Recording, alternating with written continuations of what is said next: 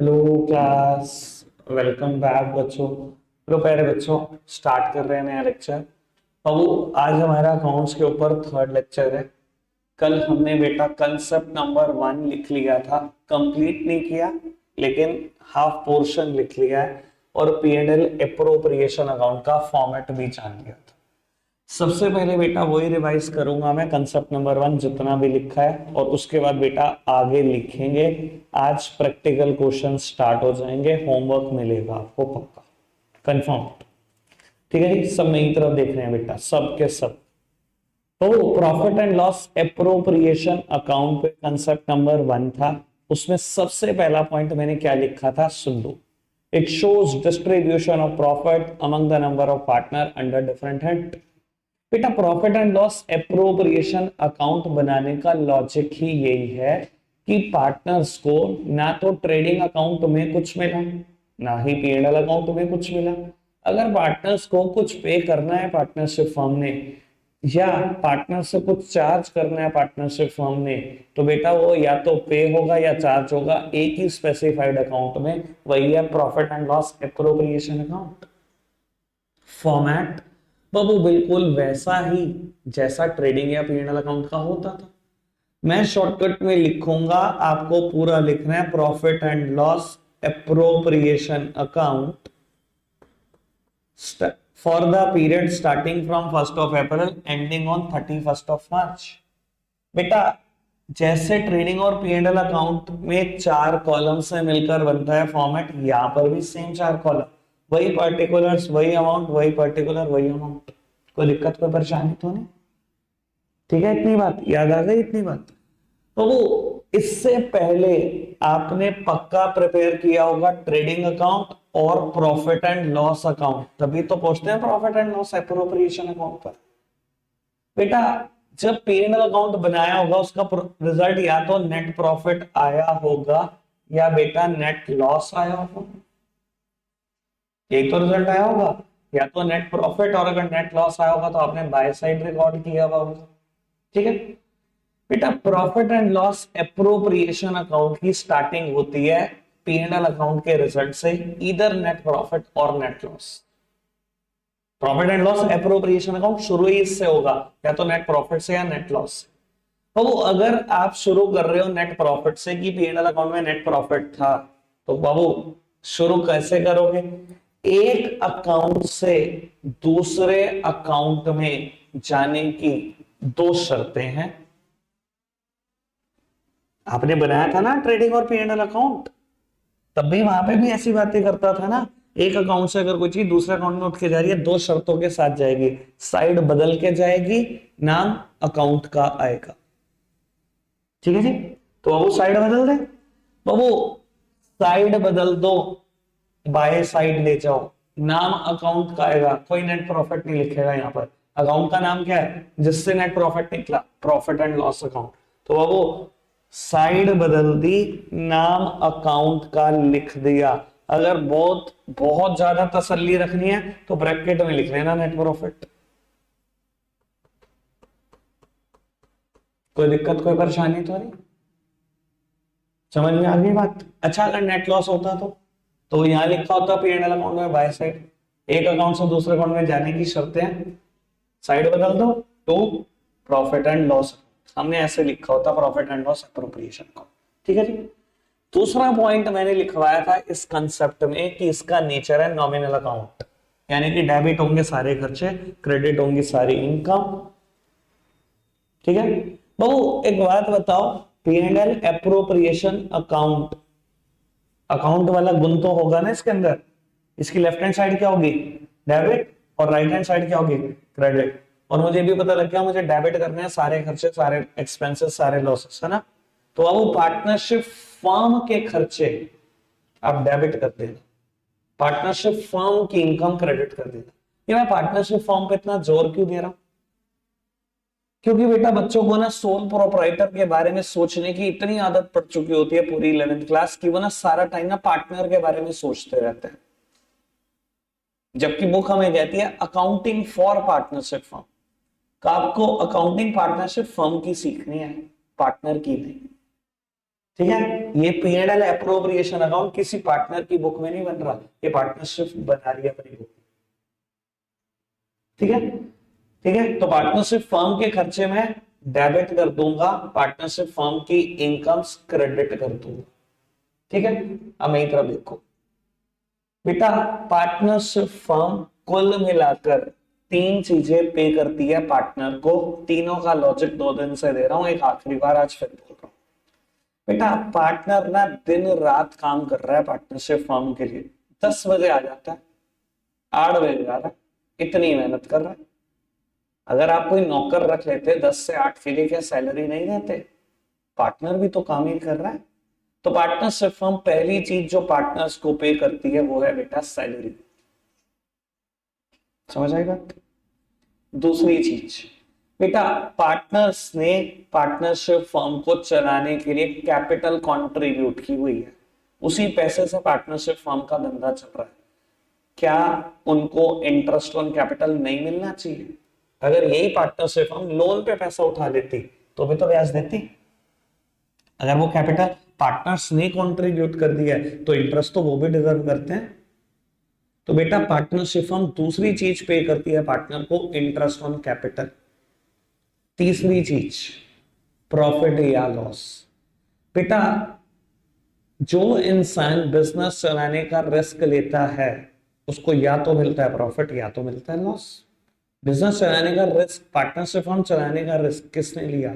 Partners ने। तो तीसरी चीज अगर पे करनी होगी तो प्रॉफिट पे कर देंगे, और अगर लेना होगा तो पार्टनरशिप फर्म लॉस ले लेगी। कोई दिक्कत कोई परेशानी तो नहीं? समझ में आ रही है बेटा सारी बात? बढ़ाएं बात को आगे, चलो जी। तो अब वो 3 चीजें हमें पे करनी है।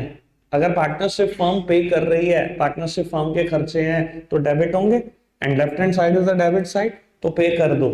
मैंने कल आपको एक बात बताई थी, आप कैसे लिखोगे बेटा? आपने लिखा टू सैलरी, जितने भी पार्टनर्स हैं उनके नाम लिखोगे, इनर कॉलम में ही अमाउंट का टोटल करोगे। मान लो मेरी पार्टनरशिप फर्म में 2 पार्टनर हैं, ए और बी को, जो भी आप पार्टनर को सैलरी दे रहे हो इनर कॉलम में लिखोगे, टोटल करोगे, बाहर लिख दोगे। ठीक है जी। आप इंटरेस्ट ऑन कैपिटल दे रहे हो, लिखोगे टू इंटरेस्ट ऑन कैपिटल। ए को जितना इंटरेस्ट ऑन कैपिटल दे रहे हो ए के सामने, बी को जितना दे रहे हो बी के सामने, टोटल करोगे, बाहर लिख दोगे। कोई दिक्कत कोई परेशानी तो नहीं? पार्टनर को तीसरी चीज मिलेगी प्रॉफिट या लॉस, वो तो मिल ही जाएगी बाबू। अगर कभी कोई अमाउंट ट्रांसफर की आपने रिजर्व्स में तो बेटा वो भी यहीं से ट्रांसफर होगी। रिजर्व कल मैं बता रहा था, आपने 11th क्लास में टॉपिक पढ़ा था छोटा सा, प्रोविजन वर्सेस रिजर्व्स, याद है आपको? रिजर्व्स क्या होते हैं? अपने प्रॉफिट में से एक अमाउंट को सेट असाइड करना for the unknown liability is reserves. मेरी फर्म ने प्रॉफिट कमा लिया 10 लाख रुपए, मैंने पूरा P&L अकाउंट बना दिया, सारे खर्चे दे दिए, नेट प्रॉफिट बच गया 5 लाख रुपए। मैंने 5 लाख रुपए यहां ब्रॉट डाउन कर दिए, सैलरी दे दी, इंटरेस्ट ऑन कैपिटल दे दिया 2 लाख, अभी भी 3 लाख बचे। मैंने कहा यार 1 लाख रुपए अलग निकाल के रख देते हैं, बिजनेस में कंटिजेंसी इमरजेंसीज का कुछ नहीं पता कब अराइज हो जाए, 1 लाख अलग निकाल के रख ही देते हैं। अननोन लायबिलिटी है, मैंने 1 लाख रुपए अलग निकाल के रख दिए, भैया मैंने अपना प्रॉफिट ही तो कम किया। और अगर कोई चीज प्रॉफिट कम करा रही है खर्चों के बराबर ही तो है, इसलिए मैंने इसको भी डेबिट साइड में रिकॉर्ड कर दिया। अगर कोई भी अमाउंट कभी रिजर्व में ट्रांसफर करी तो वो भी डेबिट कर दी। कोई दिक्कत कोई परेशानी तो नहीं? ठीक है जी। बेटा पार्टनर्स ने ड्रॉइंग्स कर ली बिजनेस से, मतलब पार्टनरशिप फर्म से कुछ पैसे निकाल लिए। मैंने कहा ला भाई, खाली ब्याज देते नहीं हम, ब्याज ले भी लेते हैं। As per business entity concept हम दोनों अलग अलग बात है, पार्टनरशिप फर्म अलग बात, पार्टनर्स अलग बात। तूने ड्रॉइंग्स करिया, ब्याज देता जा।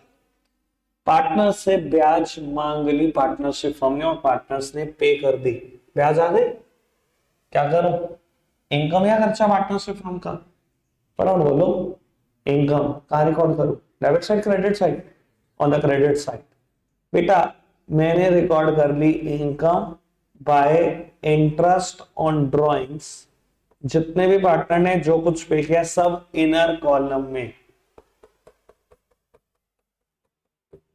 लो पुत्र अब क्या करूं बेटा, अकाउंट बंद कर दो। कैसे बंद होता है अकाउंट? बैलेंसिंग करके। कर दो बैलेंसिंग। बेटा कोई भी अकाउंट बंद करना है बिना बैलेंसिंग के बंद नहीं होगा, अकाउंट को बैलेंस करना पड़ेगा। लेट सपोज बेटा इस साइड का टोटल है 5,50,000, इस साइड का, और इस साइड का टोटल है बेटा कुछ भी समझ लो रफली 3,00,000 रुपीज। ठीक है, तो अब बैलेंसिंग कैसे करेंगे? Highest total should be placed on the both sides. तो बेटा मैंने हाईएस्ट टोटल दोनों तरफ लिख दिया, 5,50,000 रुपए। तो बाबू ये 5,50,000 टोटल को रिप्रेजेंट कर रहा है, जबकि ये मिलाकर 3,00,000 रुपए। तो 550 तो यहां भी बनाना पड़ेगा। मैंने यहां पर बैलेंस निकाल दिया बेटा 2,50,000 रुपए। कोई दिक्कत कोई परेशानी तो नहीं किसी को? ठीक है जी बाबू, यानी कि बिजनेस में 2,50,000 रुपए का प्रॉफिट बच गया। कल भी मैंने पूछा था बच्चों से, आपको क्या लगता है ये प्रॉफिट क्यों है? बेटा मेरी क्रेडिट साइड बड़ी है डेबिट साइड से। इस तरफ 5.5 आ रहा था, इस तरफ 3,00,000 आ रहा था। क्रेडिट साइड बड़ी है डेबिट साइड से, इसलिए जो बैलेंस होगा वो प्रॉफिट होगा। क्यों? क्रेडिट सिर्फ इनकम और गेन्स होते हैं। अगर मेरी इनकम और गेन्स ज्यादा थे मेरे एक्सपेंसेस और लॉसेस से, तभी तो प्रॉफिट होगा। और अगर मैं बोलूं यहां 5.5 होता, यहां 3 होता, तो बैलेंस यहां आ रहा होता, ये क्या होता? ये लॉस होता ऑब्वियसली, क्योंकि मेरी डेबिट साइड बड़ी होती क्रेडिट साइड से। तो ये प्रॉफिट है। क्या करूं, लिखूं फिर? बाबू इस प्रॉफिट को पार्टनर को दे दो, ये प्रॉफिट पार्टनर डिजर्व करते हैं, रिस्क उन्होंने लिया था धंधा चलाने का। सैलरी दे दी, काम कर रहे थे। इंटरेस्ट ऑन कैपिटल दे दिया क्योंकि कैपिटल कंट्रीब्यूट करी थी, रिस्क उन्होंने लिया, तो प्रॉफिट हो चाहे दो उसको उनका। तो आप लिखोगे to profit transfers to capital account. Profit पहुंचा रहे हैं पार्टनर के कैपिटल अकाउंट में। ये बिल्कुल वैसे ही जैसे सोल प्रोप्राइटर को पहुंचाते थे। खुद याद करो, 11th क्लास में यहां लिखते थे to net profit transfers to capital account. और ये क्या करते थे इस नेट प्रॉफिट का? बैलेंस शीट में कैपिटल में जाके जोड़ देते थे। सोल प्रोप्राइटर की कैपिटल बढ़ा दी प्रॉफिट की अमाउंट से, सेम काम मैं यहां करूंगा। अभी पार्टनर को प्रॉफिट दे रहा हूं, उनकी कैपिटल में जाके जोड़ दूंगा, उनकी कैपिटल बढ़ा दूंगा। कोई दिक्कत कोई परेशानी तो नहीं? सब पुरानी बात। ऐसे थोड़ी बोलता था फाइनेंशियल स्टेटमेंट पकड़ लो भैया, बाकी सब छोड़ दो, पूरी 11th class journal entry financial statement. Okay ना बेटा बात?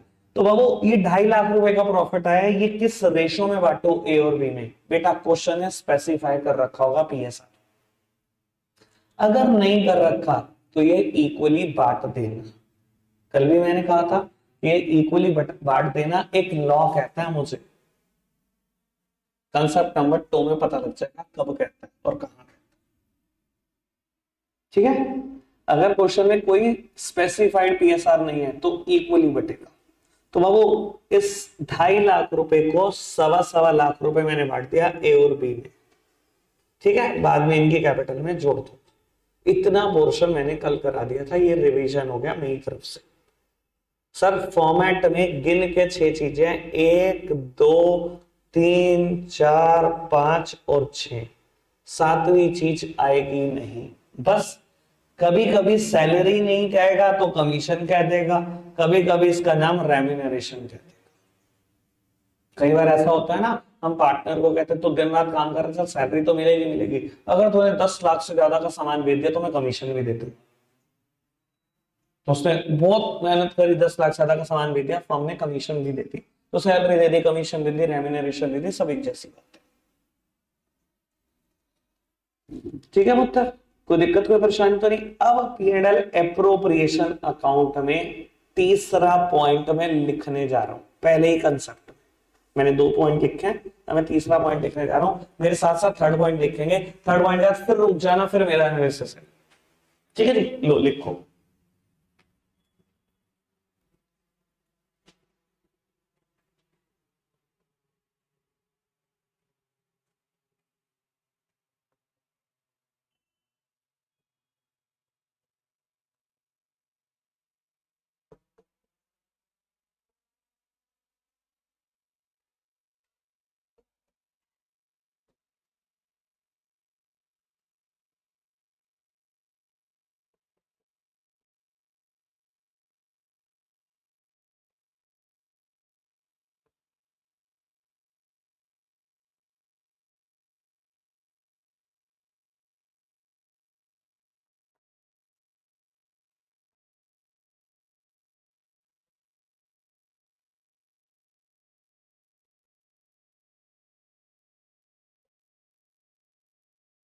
लो मित्र, लिखना फटाफट से, स्पीड ही लिखना है यार, मेरे पास कंसेप्ट पूरा था।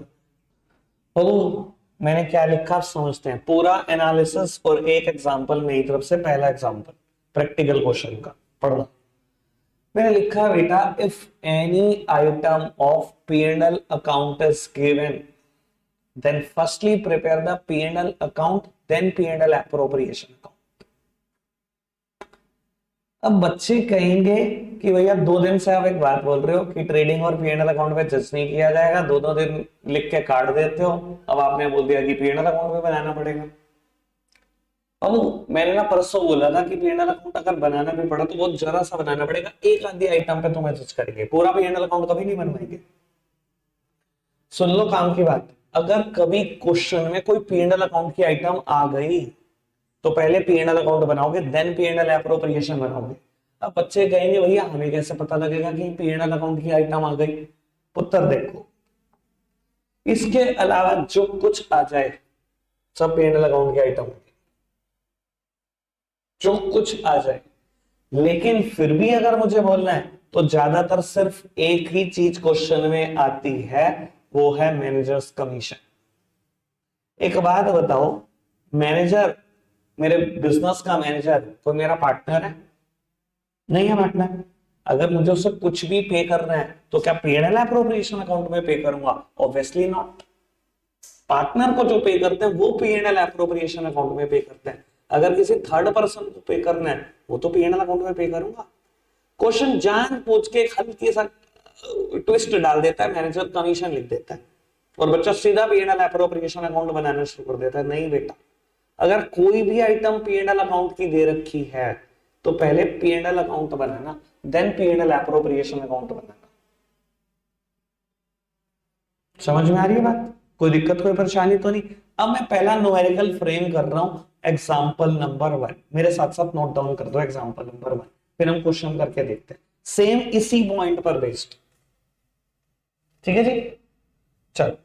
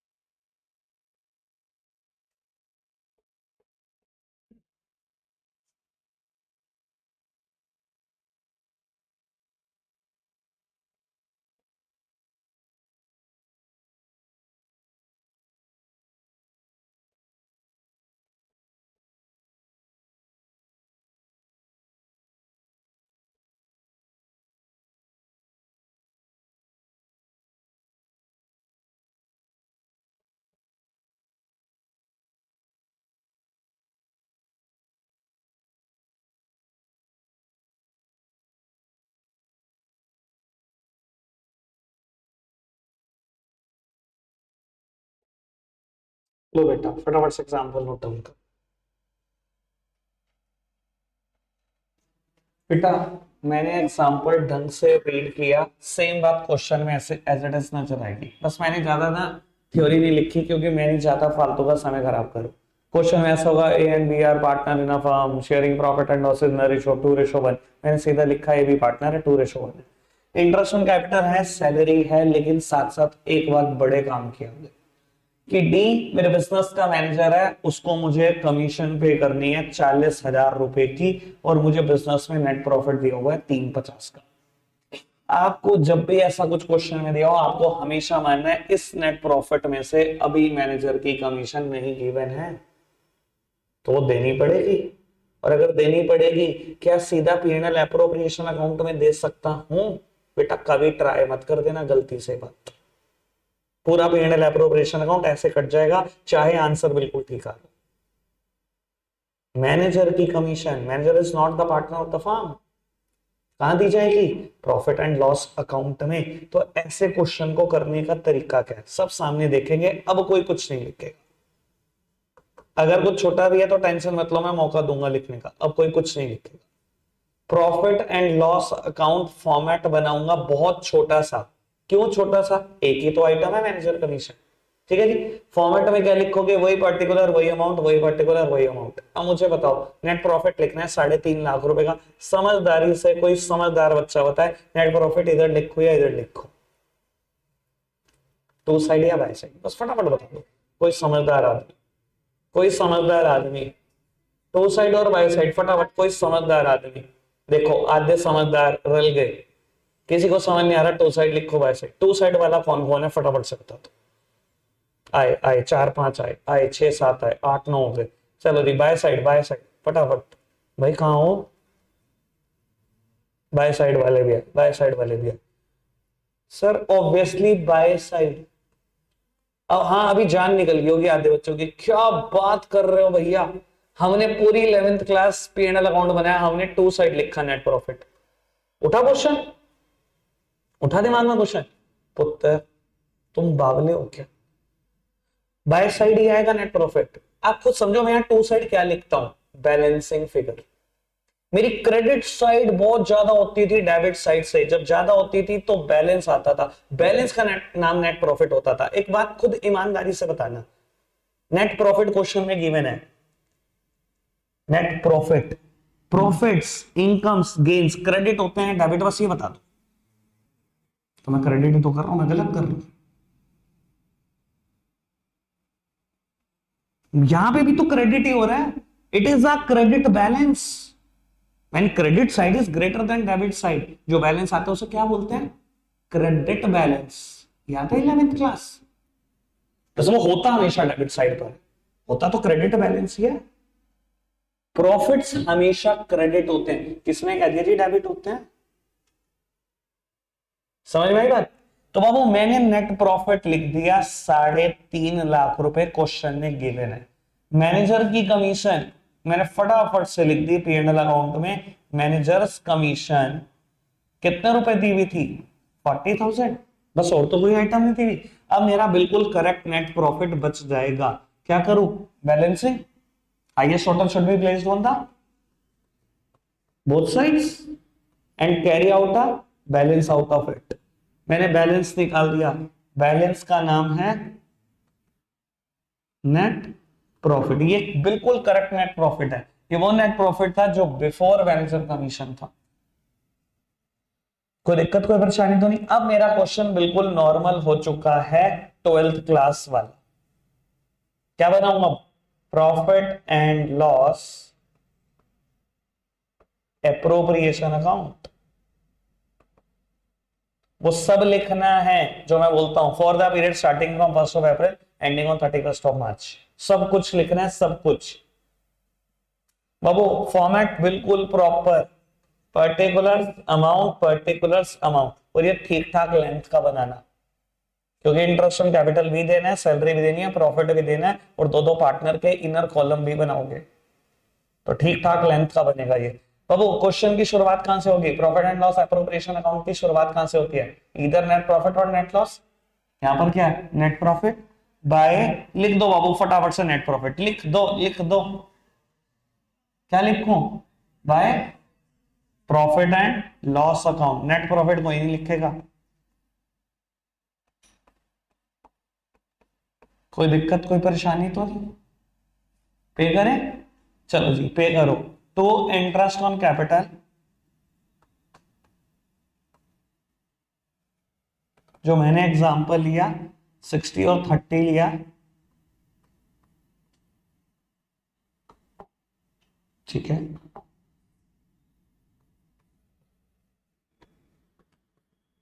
टू सैलरी 60 और 40, और कोई आइटम गिवन है? नहीं, और कुछ गिवन नहीं है, तो कर दो भैया अकाउंट फाइनल, कर दो अकाउंट बंद।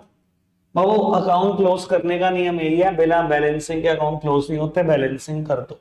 Highest total should be placed on the both side.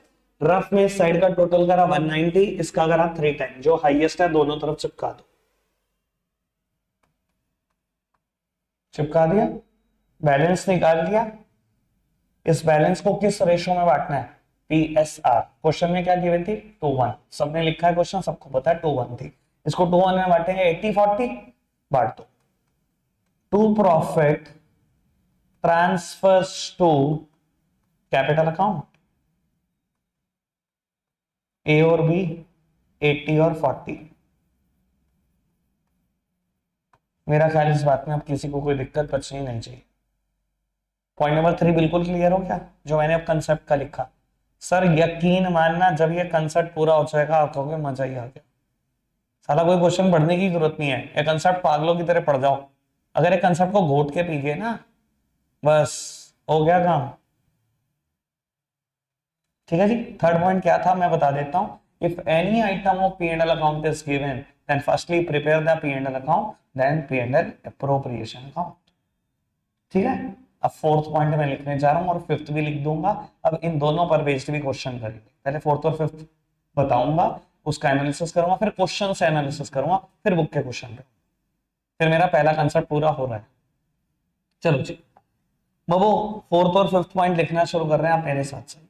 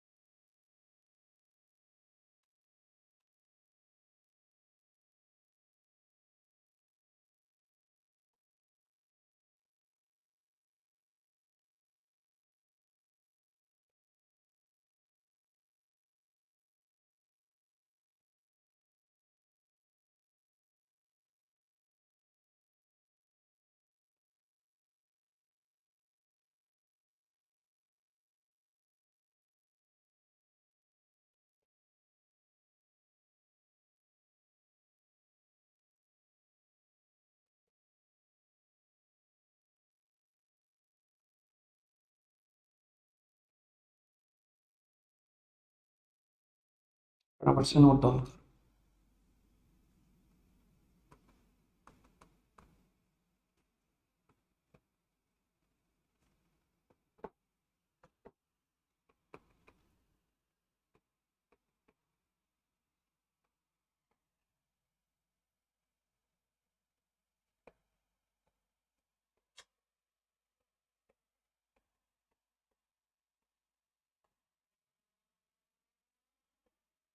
एक सेकंड।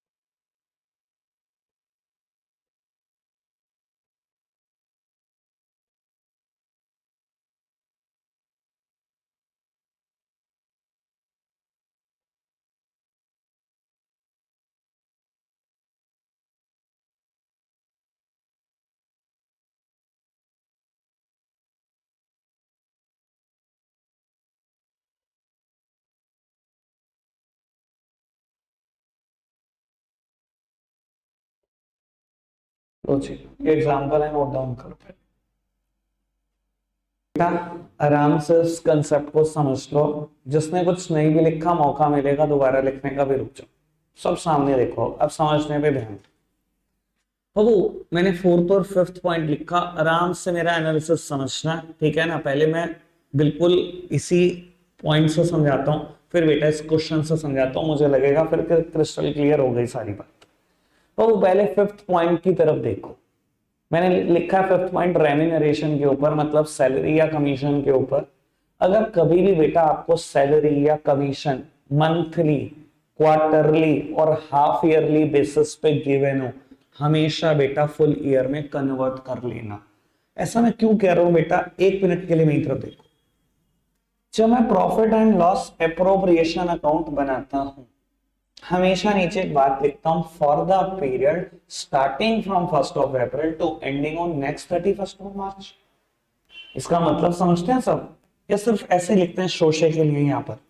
बेटा इसका मतलब है कि जो मैं प्रॉफिट एंड लॉस अकाउंट बना रहा हूं इस 12 महीने के लिए बना रहा हूं, जब मैं इस 12 महीने के लिए प्रॉफिट एंड लॉस अकाउंट बना रहा हूं, तो ये जो खर्चे लिख रहा हूं, या अगर कोई इंटरेस्ट ऑन ड्रॉइंग्स इनकम लिख रहा हूं, तो बेटा 12 महीने की तो लिखूंगा।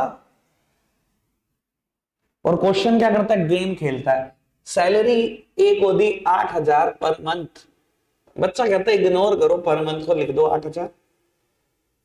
भैया 8,000 पर मंथ है, मैं एक साल के लिए पी&एल अप्रोप्रिएशन अकाउंट बनाता हूं, आपको सालाना कन्वर्ट नहीं करनी चाहिए? या क्वेश्चन कह दे सैलरी दी बी को 6,000 पर क्वार्टर, भाई हर 3 महीने की 6,000 दे रहे हो, 4 क्वार्टर आते हैं, 24,000 रुपए दिखानी चाहिए सैलरी। समझ में आ गई बेटा बात? तो रेम्यूनरेशन में सिर्फ एक ही गेम खेल सकता है, उसको मंथली दे दे, उसको क्वार्टरली दे दे, या हाफ ईयरली दे दे। ऐसे केसेस में आपको क्या करना है, उसको फुल ईयर में कन्वर्ट कर लेना है। समझ में आया एनालिसिस? अब जरा यहां पर आ जाओ, सबसे काम की बात, सबसे इंपॉर्टेंट बात, और रट्टा मत मारना, ठीक है? वरना 12th के अकाउंट्स में तो आज नहीं तो कल गोल हो जाओगे, ठीक है? ये रट्टा ना मारना पड़े, तभी हर कंसेप्ट के हर पॉइंट का एनालिसिस मेरी तरफ से, हर चीज पे क्वेश्चन पढ़ो। कहता है इफ एनी आइटम और अमाउंट इज ऑलरेडी चार्ज्ड और डिडक्टेड, चार्ज का मतलब यहां पर डिडक्टेड से, अगर कोई आइटम पहले से ही माइनस कर दी गई है, पहले से ही डिडक्ट कर दी गई है, तो कहता है firstly it has to be added back, सबसे पहले उसको वापस ऐड बैक कर लो। क्या कहने का मतलब है बेटा, कई बार ना आपको कहता है net profit after charging salary of partner B बस 60,000, और नीचे दी होगी सैलरी बी की, लेट सपोज की बात करता हूं 12,000। मेरी तरफ देखना, कहते हैं net profit after charging B's salary was 60,000, B की सैलरी चार्ज करने के बाद नेट प्रॉफिट 60,000 कमाया। भैया मैंने तेरे से ये पूछा कि बी की सैलरी के बाद नेट प्रॉफिट? बाबू जब मैं पी&एल अप्रोप्रिएशन अकाउंट शुरू करता हूं, मुझे सीधा नेट प्रॉफिट चाहिए, मुझे कोई बी की सैलरी के बाद नहीं चाहिए। बी की सैलरी तो मैं अलग से दिखाऊंगा, पार्टनर की सैलरी, पार्टनर का इंटरेस्ट ऑन कैपिटल में अलग से दिखाऊंगा, तो क्यों मुझे बता रहा है बी की सैलरी के बाद? मुझे नहीं चाहिए बी की सैलरी के बाद, मुझे तो बी की सैलरी से पहले चाहिए। पार्टनर का कुछ भी माइनस ना हुआ, क्यों माइनस हुआ हो? मुझे तो कुछ भी माइनस नहीं करके दिखाना, मैं तो पार्टनर की आइटम्स को अलग अलग शो करता हूं। तो जानबूझ के क्वेश्चन को ना खेल खेलने की आदत पड़ चुकी है कि ये अमाउंट ऑलरेडी चार्ज है, चार्ज का मतलब कुछ और नहीं, डिडक्टेड है। भैया मैंने कहा था कि डिडक्ट करके बता, तूने जबरदस्ती बताया डिडक्ट करके, अगर तूने बता दिया कोई दिक्कत नहीं, मैं वापसी एड बैक कर दूंगा। तो इसमें बताया net profit after charging B's salary was 60,000, net profit B की सैलरी माइनस करने के बाद, बी की सैलरी चार्ज करने के बाद 60,000। भैया मुझे सीधा सीधा नेट प्रॉफिट चाहिए, तूने बी की सैलरी माइनस कर दी ना, मैं ऐड कर रहा हूं वापस। कितनी है बी की सैलरी? 12,000, यानी कि मेरा क्वेश्चन शुरू होगा 72,000 के नेट प्रॉफिट से। कोई भी चीज डिडक्ट नहीं करनी, चार्ज नहीं करनी, मुझे बिना कोई चीज चार्ज हुए पे प्रॉफिट चाहिए। समझ में आ रही है बात? अब मैंने क्वेश्चन फ्रेम किया, फटाफट से ये करते हैं और आज का लेक्चर वाइंड अप करते हैं। एग्जाम्पल पढ़ो फटाफट से। बाबू एक बात और बता देता हूँ, ये बात मैं 11th क्लास से बोलता आया हूँ। क्वेश्चन पढ़ने में ज्यादा टाइम खर्च करेंगे, करने में तो 1 मिनट ही लगाऊंगा मैं। पढ़ने में पूरी जान लगा दो, जितनी जान है तुम्हारे अंदर। पढ़ना बहुत अच्छे से कोई भी क्वेश्चन। तो अब ए और बी किसी फर्म के पार्टनर है and the PSR is 2-3, salary given है, सांस ले लेना। ए की सैलरी 6,000 पर मंथ। क्या करूंगा इसका? फुल ईयर में कन्वर्ट करूंगा। ये क्या कौन बोलता है मेरे को? कंसेप्ट नंबर 1 का 5th पॉइंट बोलता है। ठीक है जी। बी की सैलरी 8,000 पर क्वार्टर। क्या करूं इसका? ऐसे रहने दो, क्या फर्क पड़ रहा? क्या करूं? फुल ईयर में कन्वर्ट कर लूं इसको भी। ठीक है जी, आगे बढ़ो। इंटरेस्ट ऑन कैपिटल दोनों का गिवन है, बहुत बढ़िया। अब पढ़ो ये state. Net profit after charging interest on capital but before charging salary was 3,08,000। Net profit, बाबू कोई लिखेगा नहीं, मुझे पता है आपको बहुत अच्छे समझ में आ गया, फिर भी एक बार सामने देखो।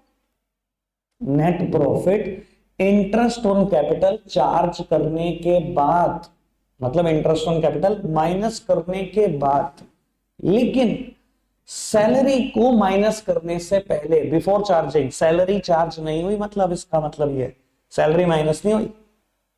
क्या माइनस कर रखा है? सिर्फ interest on capital. Salary charge नहीं करी, सैलरी माइनस नहीं करी उसने कहीं पे भी। कहता है इंटरेस्ट ऑन कैपिटल चार्ज करने के बाद, लेकिन सैलरी चार्ज करने से पहले 3,08,000। एक बात बताओ, इसको किसी ने कहा था तो इंटरेस्ट ऑन कैपिटल चार्ज करके दे? अब आप क्वेश्चन ऐसे कर सकते हो, 1 मिनट के लिए मेरी तरफ देखना, कि मैंने प्रॉफिट लिखा 3,08,000, चलो इंटरेस्ट ऑन कैपिटल तो इसमें चार्ज हुआ ही हुआ है, सीधा सैलरी माइनस करो और ए और बी की और प्रॉफिट बांट दो। सर ये भी गलत होगा, क्योंकि मुझे P&L एप्रोप्रिएशन अकाउंट में हर आइटम दिखानी है जो जो जाती है। कहीं बच्चा ये भी सोच सकता है क्या मैं तो ओवर स्मार्ट हूं, इंटरेस्ट ऑन कैपिटल चार्ज हुआ है ना, मैं तो दिखाने का ही नहीं। ले, नेट प्रॉफिट 3,08,000, ये इंटरेस्ट ऑन कैपिटल के बाद है, मैं दिखाता ही नहीं इंटरेस्ट ऑन कैपिटल, सीधा सैलरी दिखाता हूँ, प्रॉफिट जो आता है बांट देता हूँ। ये भी गलत हो जाएगा। तो मुझे वो नेट प्रॉफिट चाहिए जो इंटरेस्ट ऑन कैपिटल को चार्ज करने से पहले था। मुझे तो वो नेट प्रॉफिट चाहिए जो इंटरेस्ट ऑन कैपिटल को चार्ज करने से पहले था। यानी कि मेरा करेक्ट नेट प्रॉफिट कितना था? भैया ये तो नेट प्रॉफिट आपने दे ही रखा है और इसमें इंटरेस्ट ऑन कैपिटल माइनस हुआ है, ऐड कर दो आपसे इंटरेस्ट ऑन कैपिटल। कितना है? 1,80,000। यानी कि मेरा correct net profit should be 4,88,000। ठीक है। अब क्वेश्चन में बिल्कुल नॉर्मल है, अब क्वेश्चन में कुछ नहीं बचा। लो जी, तो वो फॉर्मेट बिल्कुल वैसा ही, ऊपर भी सब कुछ बिल्कुल वैसा ही लिखोगे जैसा लिखते आ रहे हो बाय P&L अकाउंट। मैं नेट प्रॉफिट से क्वेश्चन को शुरू कर रहा हूं। 4,88,000। ठीक है जी, बताओ क्या क्या दिखाना है? सैलरी दिखानी है ए और बी की। कितनी है बेटा? 6,000 पर मंथ। बोलिए 72। 8,000 पर क्वार्टर 32। 32 कैसे है, समझ गए ना? पूरे साल भर में कितने क्वार्टर होते हैं? 4। ठीक है बेटा। बाबू कितना हो गया ये? 1,04,000। ठीक है, अब दे दो इंटरेस्ट ऑन कैपिटल। कितना है? 60 और 120।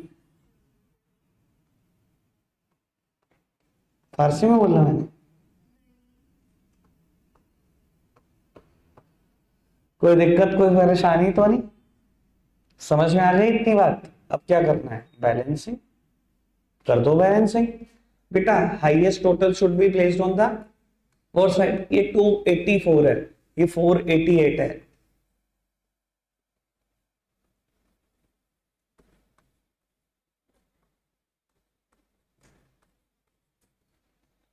बच गया? प्रॉफिट है या लॉस है बताओ? कैसे डिसाइड किया आपने profit? Credit side is greater than the debit side, तो ये क्या होगा? प्रॉफिट। क्या करूं? To profit transfers to capital account. A और बी में बांट दो। क्वेश्चन में रेशियो कितनी दिया? 2:3। ठीक है,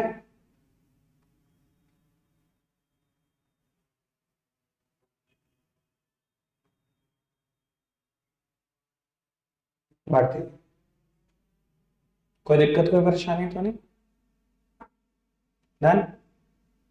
बुक के क्वेश्चन की शक्ल दिखा देता हूँ एक आध, श्री गणेश तो कर ही देते बाबू। बिल्कुल नई बुक जो लेटेस्ट एडिशन है टीएस गरेवाल सर की बुक से मैं क्वेश्चन शुरू कर रहा हूँ बाबू।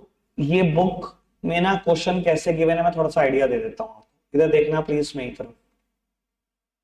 जैसे इन्होंने ना एक टॉपिक बनाया पार्टनरशिप डीड, उस पर शुरू के 6 क्वेश्चन है, ठीक है 5 question. Interest on loan by the partner to the firm, interest on loan to the firm by the partner, अच्छा जी। ऐसे ही profit and loss appropriation.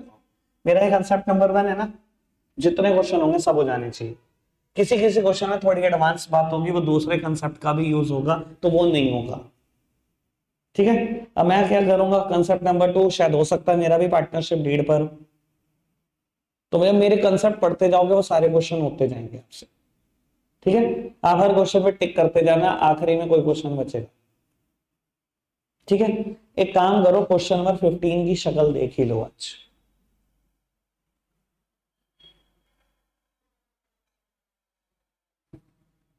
Question की शक्ल देख ली, काम की बात, इधर देखना मित्रा। इसने आपको विनोद की कैपिटल और मोहन की कैपिटल दी। कोई बेवकूफ ना बन जाए, समझदार बुद्धू कहीं सीधा पी एंड एप्रोप्रिएशन अकाउंट में लिखो to Mohan's capital to Vinod's capital, मैंने कहीं लिखवाई capital. P and appropriation account में क्या जाता है, इंटरेस्ट ऑन कैपिटल, ना कि कैपिटल। समझ आ रही है बात। इंटरेस्ट ऑन कैपिटल का रेट दिया हुआ है 6%। 1 लाख का 6% निकालेंगे 6,000 का इंटरेस्ट ऑन कैपिटल इसका, 60,000 का 6% निकालेंगे 3600 का इंटरेस्ट इसका, 6,000 और 3600 जाएगा, 9600 का खर्चा पहुंच गया। विनोद की salary 3,000 per month, per month से क्या फर्क पड़ता है, सीधा 3,000 लिखते हैं।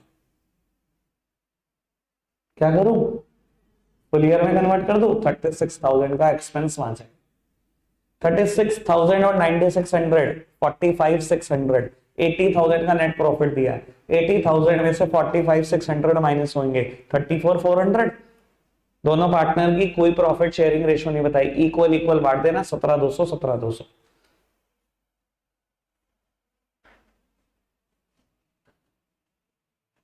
ठीक है। कोई दिक्कत कोई परेशानी तो नहीं बाबू। 16th क्वेश्चन और 17th क्वेश्चन देख लेते हैं कितना दिमाग है। मैंने करा दिया आज इसके जैसे दोनों क्वेश्चन, ठीक है। होमवर्क है आपके लिए ये 3 क्वेश्चन, कल आना, पहले होमवर्क चेक कराना तो एंट्री दूंगा, छोड़ के ना जाना कोई भी एक भी बच्चा भी। रखते हैं आज के लिए इतना ही है प्यारे बच्चों, बाय।